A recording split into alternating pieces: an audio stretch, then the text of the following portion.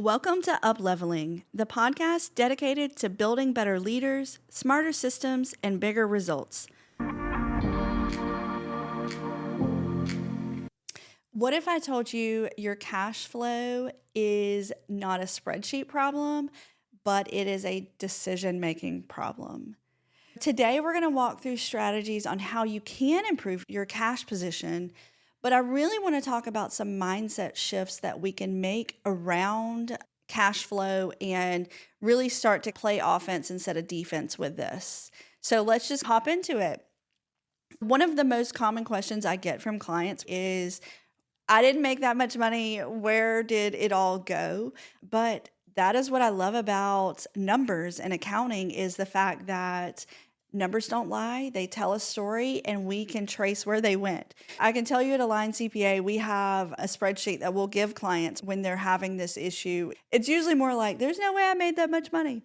And so we have a spreadsheet we can give them to show them where their cash went. So those are really two different things. But if you have that issue of like, where is all of my money?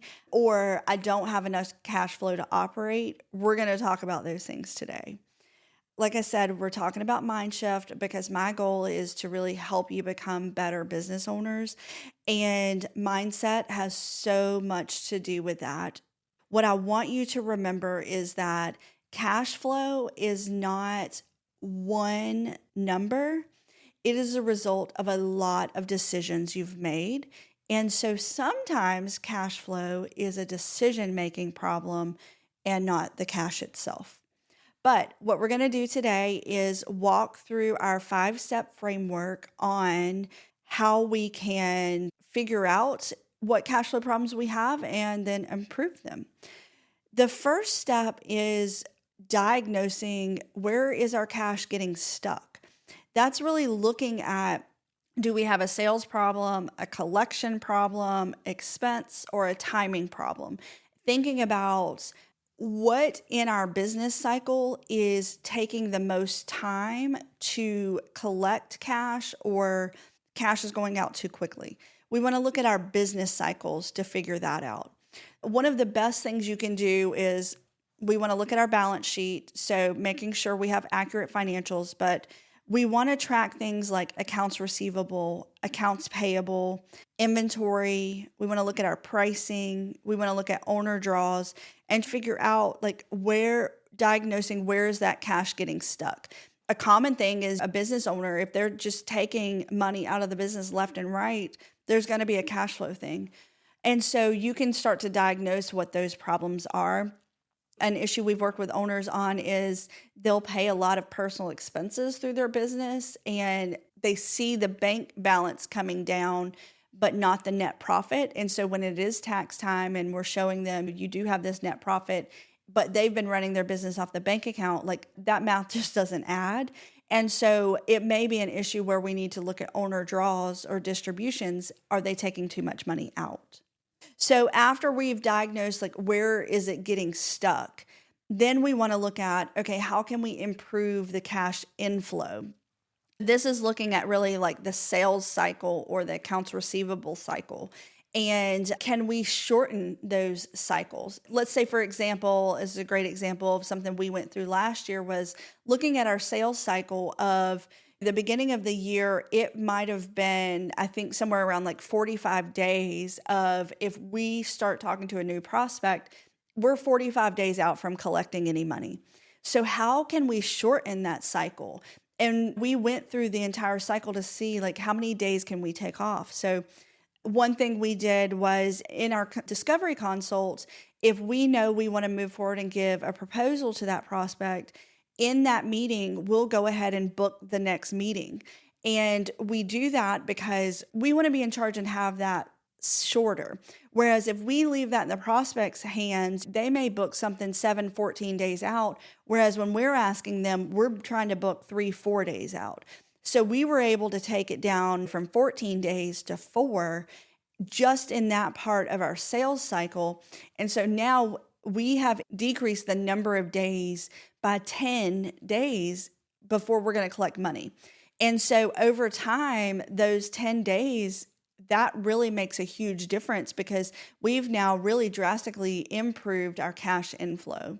And so that's not only something you can look at in your sales cycle, but look at in all cycles of your business.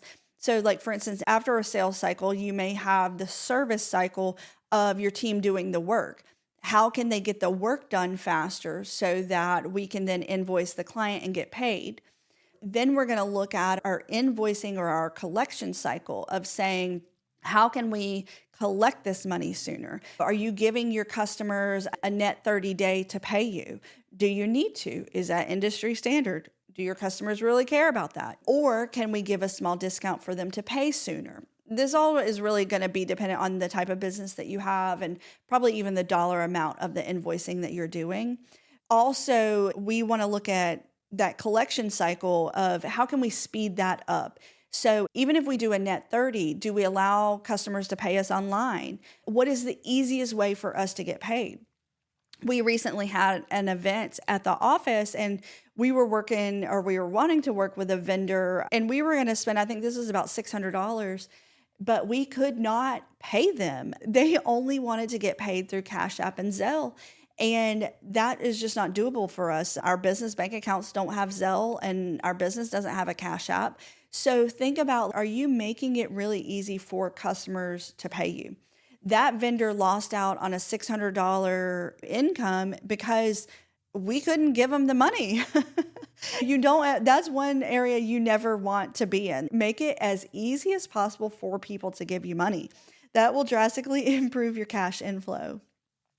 And then thinking on that collection cycle of, can we auto send invoices? Can we automate reminders? With today's technology, we don't have to have a person manually sending out invoices. That can go on an automatic setting. And the same thing for reminders. You shouldn't have to have someone who has to remind your customers. That should just be automatically done. Now, yes, you may need someone in place after a certain number of reminders have went out and stuff like that. But how can we make or speed up cash inflow? The last thing I'm going to put into this section, I saved it for last because I know it's the hardest for all of you guys, is raising prices. Even if you're just doing this slightly, if you can do a price increase, you're obviously going to increase your cash inflow. So I want you to think about, when is the last time you have raised prices? And if that's been more than 12 months ago, I would say then you're probably losing money as compared to last year because all of your expenses have went up. Now, raising prices is a mindset problem, especially if you know you're doing good work, you know that you're providing a great service, then if you're still stuck about raising prices, it's a mindset problem and it's a you problem, not a business problem. This is where we really need to separate our emotions from our business. And we are going to make good business decisions, not bad emotional decisions. I want you to think about going to the grocery store. They don't send you an email telling you that they just raised the prices on green beans. They just raised the prices on green beans because they know their margins and where they need to be. They know what they just bought that produce for, so they're going to price it appropriately. There's no reason you shouldn't be doing the same thing. We don't need to make a big deal about raising prices.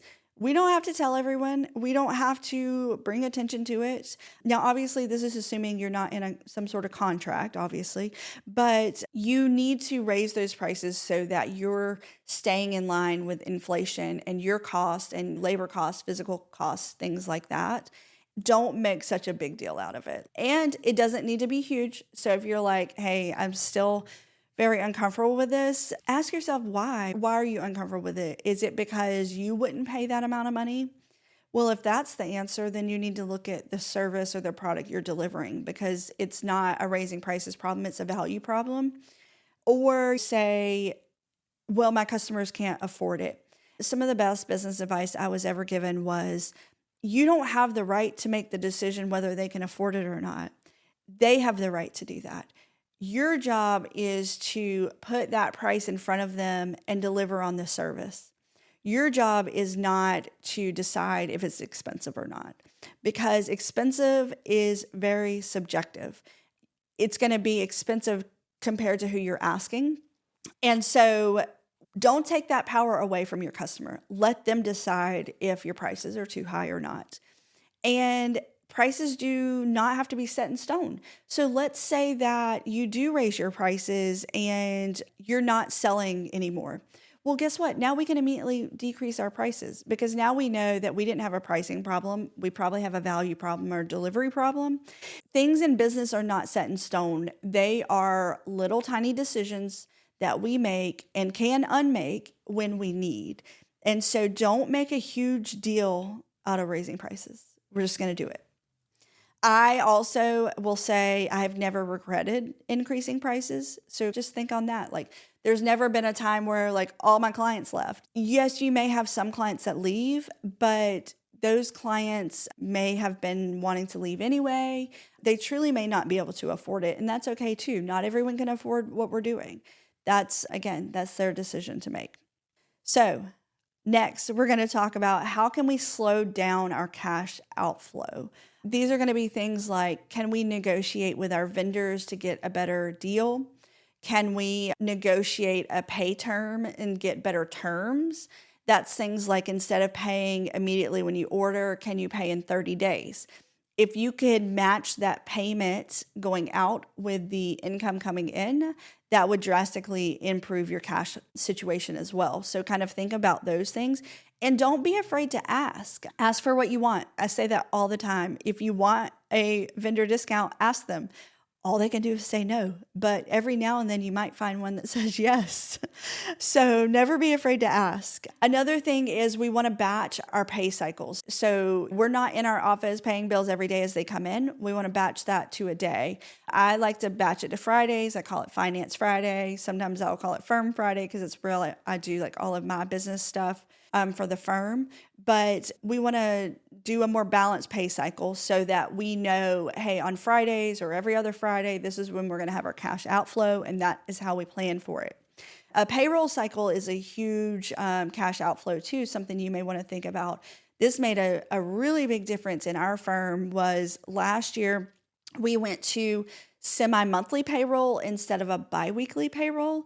And the reason I did that was every third month, my P&L would not look great because we had a third pay cycle in it. And so it's really hard to plan for that. I didn't like seeing that inconsistency. And we also pay out some production bonuses. That was really hard for me to measure in that third month that had a third pay cycle. And so what we did is we went to semi-monthly, where every single month we have 2 pay periods. That allows me to plan for that cash outflow very easily because I'm never surprised in that third month. So think about, like, is there a pay cycle that you could even out so that we're slowing down cash outflows? Next, we're going to talk about cutting waste and watching our margin. I think when people think of cash flow, they immediately come to this step. But I do think it's more important to do the previous steps before we immediately go here, because our brain immediately thinks if we're trying to improve cash that we need to immediately, and I'm sorry, I know I've just said the word immediately like 10 times, but we need to think about, our brain starts to think, how can we cut costs? Well, cutting costs is not the only way to improve cash flow. So just keep that in mind. But we do want to cut waste. So we want to go through our P&L detail and go through transactions to see the things that we're spending money on, are we getting a return on investment on those? And now, not everything is going to be a financial ROI, but for instance, software, like we pay for a lot of software here. And I might not see a financial ROI on that, but what I do see is a productivity ROI because it makes my team faster. We can get work done faster. We can stay more organized. And so that software that we're paying for does have an ROI. But it's very easy these days to get bombarded with subscription costs and forget about them. So what we're doing here is we're looking through that detail to say, are we still using these things? Are they still beneficial to us? And are they helping to improve our business? We want to cut out the things that aren't, and it might not seem a big deal because it might seem like, oh, it's $50 here, $50 there. But remember, cash flow is equation is the result of tiny decisions. So if we can cut $50 cost, might not seem like a big deal, but if we do that 10 times, it becomes a bigger deal. So we want to look at those things. We also can think about selling a higher margin service or product. To me, this is a gold mine that people can, I guess, look at. I don't know what my wording is for that, but think about how can we upsell to the customers we already have? Because if those are already customers or clients we have, we're not spending money to market to them, and we already have them. We're not spending extra money to obtain those customers. So how can we sell more things to them? Or how can we get them into a higher tier so that that customer is now paying us more money? That can be developing new services or doing an add-on product. If you're selling widgets, can you sell the widget remover to go with it? Obviously, I don't know a lot about widgets, but think about those. Like for our firm, we're selling accounting and tax. Can we also sell them payroll? We also sell audit protection. So those are things that we can add on to customers we already have that will really help our bottom line margin improve. Our last step here is really going to be around let's plan for cash and not chase it. What the heck do I mean about that is I want to plan for where I'm going to be in my cash situation. The best thing we can do is like a 12-week rolling forecast where we have a forecast out for the next 12 weeks to know where we're going to be. And that's really important too for either new businesses or businesses that are developing things to plan for those when you have large cash outflow. So that's going to allow you to plan for, let's say you want to do a new marketing campaign or you want to hire a new employee. You can project out where you're going to be in 12 months to know that you can afford that. One thing that I had to do this last year because the number one reason I wanted to do this was I knew we had a lot of projects coming up. We were renovating a building. I was hiring staff. We had some sales and marketing campaigns going on, and we had to pay for a recruiter. Like all of these things were really big expenses. And so I knew I had the cash to do it, but I knew when I saw my bank balances continuing to go down, I was going to freak out and I was going to be really stressed. So for me, doing that 12-week cash flow forecast, it allowed me to not be stressed. It allowed me to not freak out because I knew it was coming. And I knew that the cash would bounce back after the fact, but it allowed me to plan for those really big projects and get through with them without freaking out. But when we're planning for cash, we also want to think about seasonality. Accounting firm, we have a lot more cash flow come in probably February to April than we do October to December. And so if I know that in advance, I'm going to plan for it, and that's going to ease some of my cash flow problems. And then probably one of the biggest tips I want to give you is making sure we're separating out different bank accounts. I always want clients to have an operating account, a savings account, and a tax account. We're going to do that, and then we're going to move money into those accounts every month as we can. Let's not even say as we can. We're going to move money in those accounts every month. We want to set aside taxes every single month. So when tax time comes around or it's time to make our estimated tax payments, we've got the money to do it. The best advice I can tell you is that paying taxes is a sign of wealth. And if you're wanting to grow a successful, wealthy business, you are going to pay taxes. Now, you can work with someone like a line CPA, and we're going to keep those taxes to a minimum. We're going to legally make sure you're paying the least amount. But if you're making money, you're going to pay taxes. So just keep that in mind. But we want to have that tax account so we're prepared. And then we want to have a business savings account so we're prepared. And that is going to allow us to do these projects we want to do. Those are things like marketing campaigns, hiring, renovations, all the things I just mentioned. But we can go ahead and start planning for those and putting money aside every single month. So it's not a huge deal. We've now planned for our cash and we're not chasing it. Like we're solid. That's where you want to be.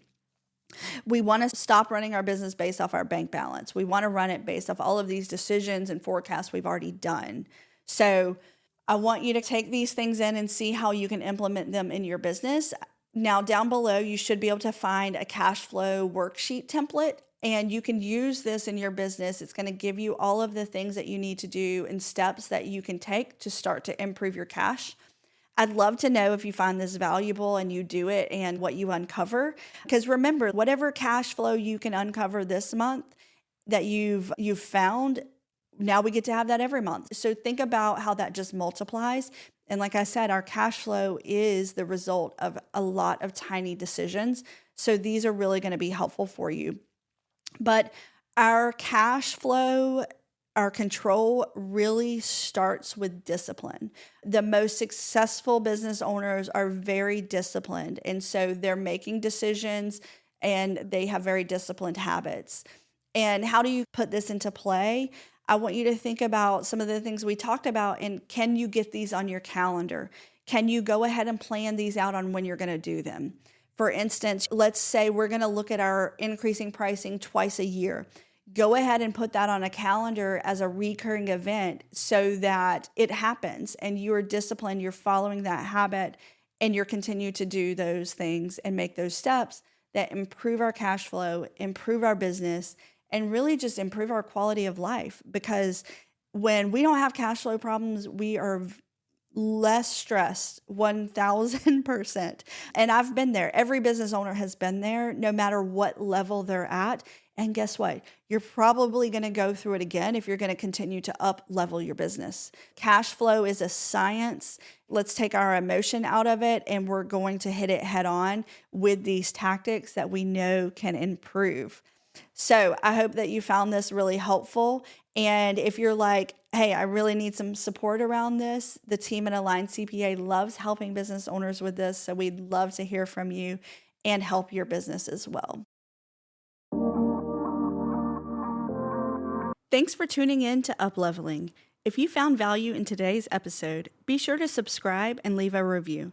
It helps more entrepreneurs like you discover the show.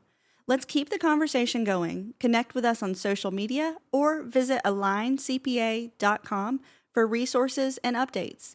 Until next time, keep leading, optimizing, and upleveling.